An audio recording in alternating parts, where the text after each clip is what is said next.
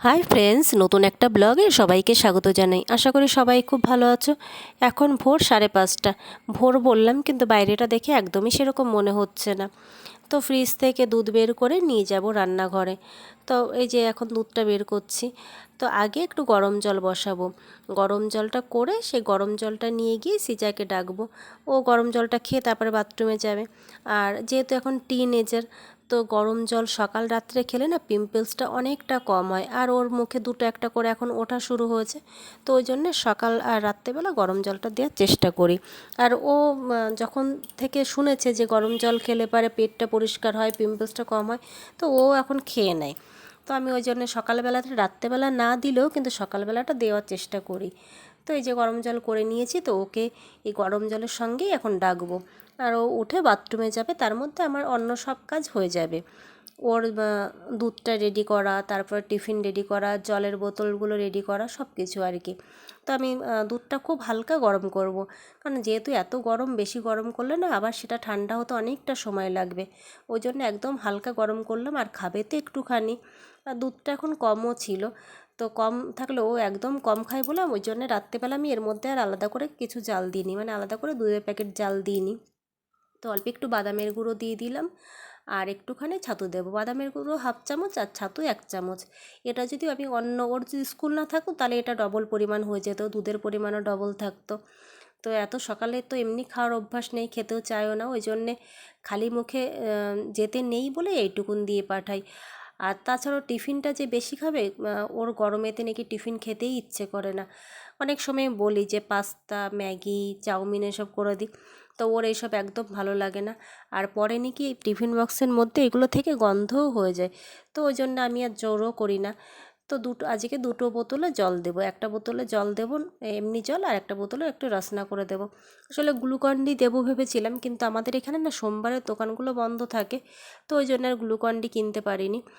তো আসার সময় দেখলাম যে একটা দোকানে রাসনার প্যাকেট, তো রাসনার প্যাকেটে কিনে নিয়ে আসলাম। আজকে রাসনা দিই, 2 দিন পরে গ্লুকন-ডি দিয়ে দেবো। আর যা গরম পড়ছে তাতে কোনো একটা কোনো ড্রিঙ্ক একটা এক্সট্রা দিয়ে দেওয়া দরকারও। আর স্কুলের ম্যামরাও বারে বারে করে বলছেন যে গ্লুকন-ডি নিয়ে আসবে বা বেশি করে জল খাবে এরকম। আর আমি এটা বাড়ির থেকে এখন পুরো ঠান্ডা জলে করে দিচ্ছি, এটা স্কুলে যেতে যেতে নর্মাল হয়ে যাবে। আর ও যখন খাবে টিফিন টাইমে এটা নর্মালের থেকে একটু বেশি গরম হয়ে যাবে। আর আমি বাড়ির থেকে যদি নর্মাল জল দিই, তাহলে এটা স্কুলে যেতে যেতে ফুটানো জল হয়ে যাবে। তো ওই জন্য নর্মাল জল দিয়ে দিলাম। তো দেখো এখন হয়ে গেছে, একটু ভালো করে ঝাঁকিয়ে নেব। তো চিনিটাও গলে যাবে। আর এই রাসনার মধ্যেও না জলজিরা দিলে পরে বেশ ভালো লাগে, কিন্তু সিজা তো এসব খায় না, ওই জন্য আর জলজিরা দিলাম না। কিন্তু আমি যদি যখন খাই তখন একটু জলজিরা দিয়ে দিই। আর আজকে দিয়েছিলাম 2 পিস কেক আর একটা ডার্ক ফ্যান্টাসি।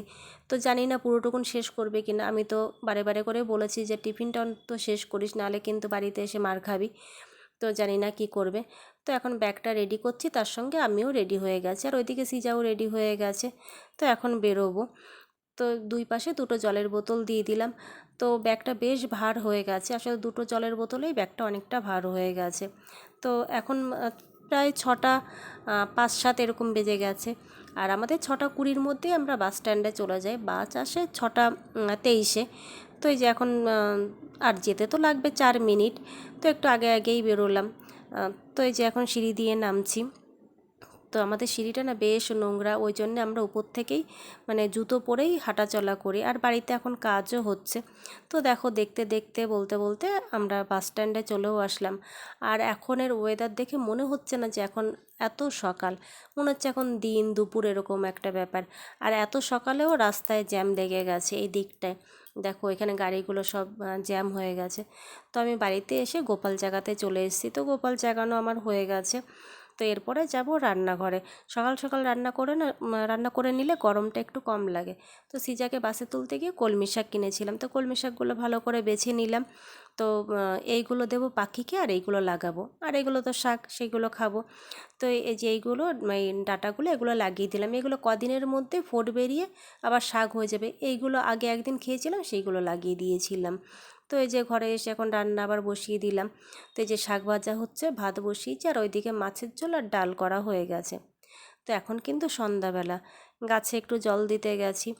আর যেহেতু এখন 6:30 মতন বেজে গেছে, তো আমার এই যে বকফুল গাছটা বেশ এখন ঘুম ঘুম ব্যাপারের চলে এসছে, আর এটা যত সন্ধ্যা হবে রাত হবে তখন পাতাগুলো একদম বন্ধ হয়ে যাবে, লজ্জাপতি গাছের মতন আর কি। তো গাছে জল দিয়ে নিচে চলে আসলাম। সিজার আন্টি এসছে, আন্টিকে চা করে দিলাম। তো চা দিয়ে তারপরে এসছে একটু জামা কাপড় গোছাতে। এইগুলো আজকে সারা দিনের জামা কাপড়, সকাল দুপুর সন্ধ্যার। তো এগুলো গুছিয়ে নিলাম, ঘরটা একটু গুছিয়ে নিলাম। তো আজকের ব্লগটা এখানে শেষ করলাম, আজকের মতন টাটা।